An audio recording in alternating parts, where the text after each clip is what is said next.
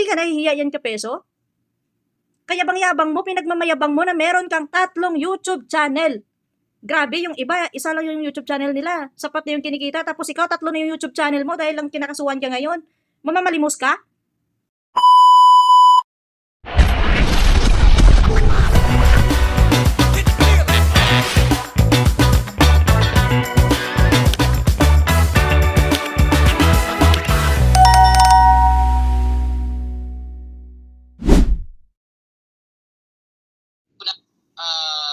Wala. Yatay. Wait lang po mga kapsundan. Maraming salamat po kay sir or ma'am dun sa 2748. May dumating po na 50 pesos. God bless. Kapeso, ano nangyayari sa'yo? Hindi mo pinapansin yung mga nagko-comment sa live mo dahil busy-busy ka. Kaka-check kung may pumapasok bang pera sa Gcash mo. Anyari sa'yo? Namamalimos ka na yata ah. Balita ko. Pinapatos mo na. Kahit barya-barya lang. Para lang may panggasolina ka at pang may merienda ka kapag nakatanggap ka na ng notice galing sa abogado na may kaso kang haharapin. Pambihira ka. Ang aga-aga mo mag-live daw kanina. Tapos namamalimos ka pala? Ano yan? Barya lang po sa umaga? Po sa inyo, maraming salamat po. Nasa na ba yun? Isa tayo nag-last kay 50. Thank you po. Wait lang mga kapsundan ha. Kay 50 tapos may 100. O, di ba mga kabady? Ang yabang-yabang ni Kapeso magsabi na, oh, bisitahin mo ko dun sa Facebook page ko, sa YouTube channel ko, baka magugulat ka, walang hiya ka. Kamusta yung 3 channel mo sa YouTube? Kamusta yung 2 Facebook account mo? Hindi pa ba sapat yung kinikita mo doon na paninira sa Kalingap papang babalahura mo doon na ginagatasan mo? Na kung saan, na kinakasuhan ka na ngayon? Namamalimos ka na ngayon? Bakit wala bang kita yung 3 YouTube mo? Imaginin nyo yan 3 na yung kanyang YouTube channel. Imaginin nyo yan. Araw-araw nagla-live, araw-araw may content para gawa ng issue para paninira sa Kalingap. Hindi pa ba sapat yung kinikita mo doon na ngayon na may kaso kang kinakaharap? Namamalimos ka para pang gasolina mo? Pambira ka. Asan yung yabang mo na sikat ka? Asan yung yabang mo na meron kang mataas na subscribers? Nagla-live ka pa araw-araw? Mahina ba yung kitaan mo? kaya pinapatos mo na lang din manghingi dito sa social media para may panggasolina ka? Akala ko may negosyo ka. Yabang-yabang mo mangbalahura at manira ng Kalingap? Tapos yun pala, manghihingi at manilimos ka lang pala ng barya-barya sa mga alipores mo dyan? Hindi ka nahihiya yan Kapeso? Kayabang-yabang mo, pinagmamayabang mo na meron kang 3 YouTube channel. Grabe, yung iba, isa lang yung YouTube channel nila. Sapat na yung kinikita, tapos ikaw 3 na yung YouTube channel mo dahil lang kinakasuhan ka ngayon. Mamamalimos ka? Pambihira kang tao ka. Anak ka talaga ng tinapa. Si 0945. Thank you po kay 0945 sa 100 pesos po. Maraming salamat po. 100. Nagtsatsaga siya sa tag 50, tag 100. 0945 po yung last. Maraming salamat po kay 0945.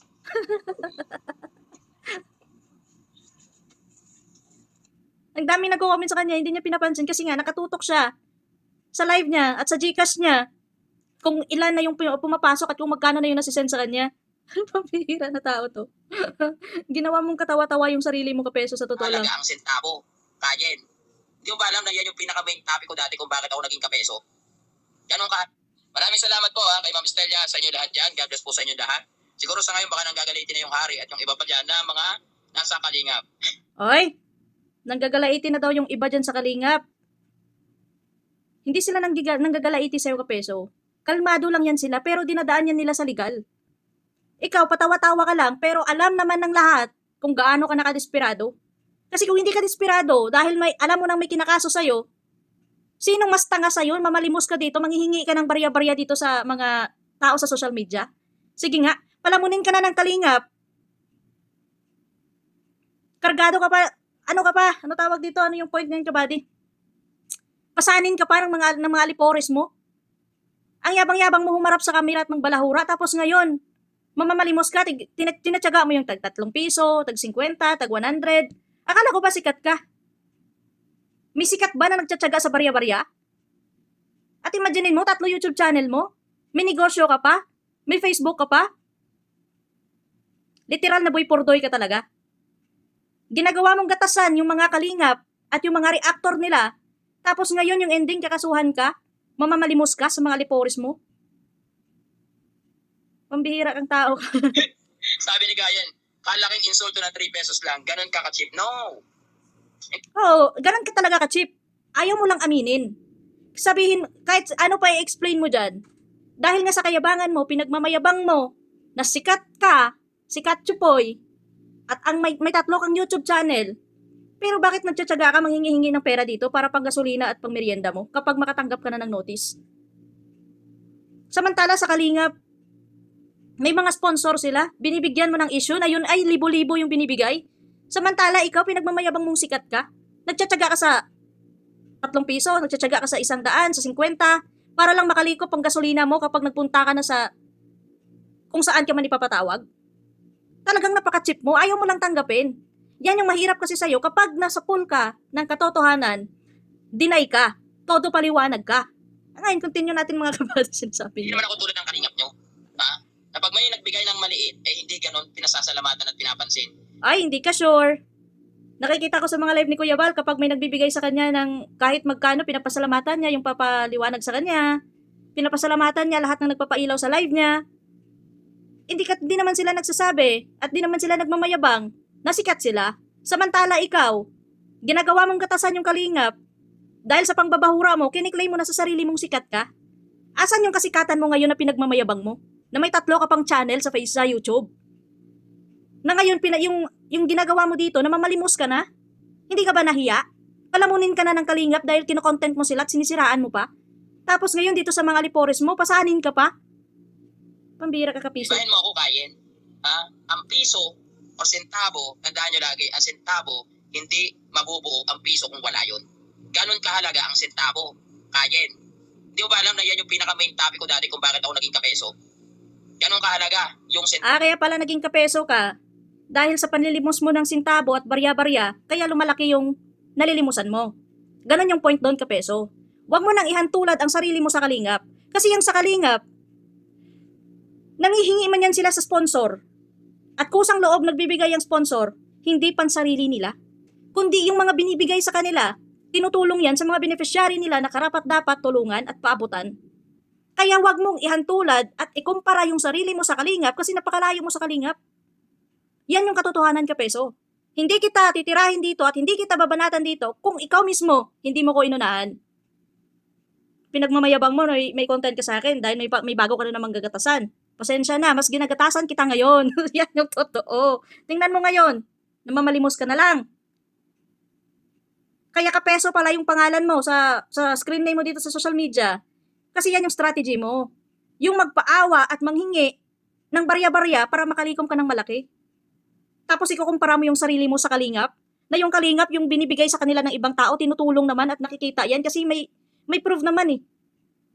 Nakukontent nila, nabavlog nila at napangalanan nila yung tao. Di katulad sa'yo dito. Yung hinihingi mo sa sponsor, pansarili mo lang.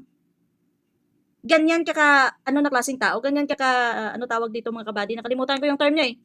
Ganyan ka desperado. Aminin mo na lang kasi. Hindi yung puro deny ka pa, tudo paliwanag ka pa na bistadong-bistado ka na. Huwag kasi puro kayabangan yung pairalin mo, kapeso. Para mabuo yung peso. Kaya wag mong mamalitin at 3 pesos. Tandaan mo yan na, kaya na. Kasi sa mga taon tulad nyo dyan sa Kalingap, Kayen, ang 3 pesos ay sobrang liit at hindi pinapansin. Diba? Kung hindi yan pinapansin, kung para sa'yo, minamaliit lang yan ng Kalingap, ibig sabihin yan, pinapakita mo lang na nakikipagkumpetensya ka sa kanila. Nakikipagkumpetensya ka. Kasi, masyado mong mababa tingnan yung Kalingap sa'yo eh. Pero may napatunayan ka na ba? Kaysa sa Kalingap. Yan yung katotohanan. Kung hindi yan sila, nagaano na minamaliit yung mga barya-barya dyan o magkano man yan o sentabo man yan, bakit sila nagba-vlog na kahit walang sponsor? Kahit nga sa isang view lang ha mga kabady, take note. Hindi sa tingnan mo sa batayan na kapag nag-upload ka ng isang video mo, yung isang tao kapag pinanood yung ads mo, sintabos lang din yung nabibigay dyan na tulong. Pero nalilikom yan dahil marami yung nakasuporta sa kanila. Kaya yung mga alipores mo dyan na nagsasabi na wala naman kaming naambag, bakit ganito ganyan, sa simpleng panonood namin sa video ng Kalingap sa mga vlog nila, malaking ambag na yan, lalo na kapag hindi kami nag-skip ng ads. Sintabo o peso lang din yung pumapasok dyan sa kanila. Dahil nga marami nakasuporta sa Kalingap, naiipon nila yan At yung sinasabi mo na hindi pinapansin at hindi pinapasalamatan ng kalingap, yung mga nakakatulong sa kanila ng mga sintabo, nagkakamali ka. Kasi kada vlog ni Rob, sinasabi niya yan na lubos siya nagpapasalamat unang-una sa mga viewers niya. Tandaan mo yan, kapeso. Mag-isip ka kasi, wag puro kayabangan yung unahin mo. Nangingibabaw kasi sa'yo yung yabang mo eh, na wala ka namang napatunayan. Kapag sinagot ka, supalpal ka. Kamusta yung mahilig mag-real talk na nare-real talk na ngayon? Ako lubos ako nagpapasalamat sa nagbigay po ng 3 pesos. Yung kay Joel, yun, nangasar lang yun. Eh sa'yo, ano yung meron sa'yo? Kung kay Joel, pang-aasar, ano yung sa'yo? Pangmodos mo. Yan ang tao na mahilig magsimula sa gulo. Puro kayabangan yung hinaharap niya. Tapos kapag andyan na may kailangan ka ng harapin, mamamalimos ka na. Imagine niyo mga kabady sa 3 account niya sa YouTube. At may 2 daw siyang account sa Facebook. Ilang taon na niya ginagamit yung kalingap pang content niya para may panggatasan siya, para may mapagkitaan siya. Ngayon nakakasuhan siya. Mamamalimos ka? Tapos sasabihin mo na hindi ka cheap dahil lang sa 3 pesos na binigay sa'yo? Eh ano tawag sa'yo? Chicharon. Hindi mo maamin na cheap ka pero chicharon ka. Pambira kang tao ka. Kamusta ngayon pakiramdam mo? Mas dumadami ngayon yung mga basher mo dahil din sa kagaguhan mo. Sinimulan mo kasi yung mga ibang content creator at mga reactor eh. Ngayon, nire-rebat ka na. Yung ginagatasan mo, hindi mo iniisip na mas ginagatasan ka pa pala. Ngayon, kapeso, asan yung yabang mo? At ang balita ko pa, doon sa nagbalita sa akin, dahil hindi naman ako nanonood sa kanya mga buddy, may nag-send sa akin ng link na to, ng clip na to. At sabi niya, na, ano tawag dito yung comment, yung sabi niya kanina, may nagko-comment daw sila, hindi daw pinapansin sila ni Kapeso kasi nakatutok sa GCash niya, sa mga pumapasok na pera sa GCash niya. Sinasabi mo na sikat ka, pinagmamalaki at pinagmamayabang mo na sikat ka. Bakit hindi mo gamitin yung strategy mo na yan? Di ba dyan ka magaling sa strategy mo na yan? Sikat ka, di ba? Bakit ka nagtitiis sa barya-barya? Lubos-lubusin mo na. Milyones na yung hingiin mo dyan sa mga alipores mo. Maling-mali yung strategy mo na hanggang barya-barya ka muna ngayon. Gamitin mo yung kasikatan mo na pinagmamayabang mong sikat ka at may 3 kang YouTube channel. Lubos-lubusin mo. Libo-libo na yung hingiin mo. Bakit ka nagtsatsaga sa... Yan ba yung sikat? Na nagtsatsaga sa barya-barya lang? Oo, sabihin natin na nilalang ko yung barya. Para yan kay Kapeso. Kasi nga, may habang siya eh. Pinagmamalaki niya na sikat siya. Pinagmamayabang niya na sikat siya. Sikat sa kagaguhan. Yan yung totoo. Kung talagang sikat ka, bakit ka nagtsatsaga manlimos dyan ng barya-barya? I-grab mo na yung opportunity ng kasikatan mo. At balita ko, hindi ka daw magpapiyansa kapag kinasuhan ka, magpapakulong ka na lang. Malamang, malinaw naman na eh. Pamasahe, pang gasolina at pang merienda mo, nililimos mo na nga lang ngayon eh. Pangpiyansa mo pa kaya na ilang daan at ilang milyon yung aabutin yan? Kapeso, nag-aabang kami kung paano ka na dalamputin ng mga pulis dahil sa pinagagawa mo. Magpa-party, halos lahat ng taong nakasubaybay sa kalingap kapag mangyari yan. Ikaw, himas-rihas ka. Kami, tuloy ang paldo. Yung ginagatasan mo, hindi mo alam na mas ginagatasan ka pa pala. Yan ang katotohanan. O ngayon, kamusta? Real talk ka na naman. Alam ko na may mga alipores ka na nag-screen record ng content ko na to para ipaalam sa'yo. Wala akong pakialam kung may mga nagre-record dyan o may nagpapaabot ng kikapeso. Basta't nasa totoo lang ako. Pinagmamayabang mo kasi sa akin, nasikat ka eh. Lubos-lubusin mo na. Huwag kang magtyaga sa barya-barya. Milyones na at libo-libo na yung hingiin mo. Papaawa ka pa. Ang lakas ng loob mo, nakalabanin yung kalingap ng ilang taon, tapos ngayon mamamalimos ka para lang may panggasolina ka at may pangmeryenda ka. Pambihira kang tao ka.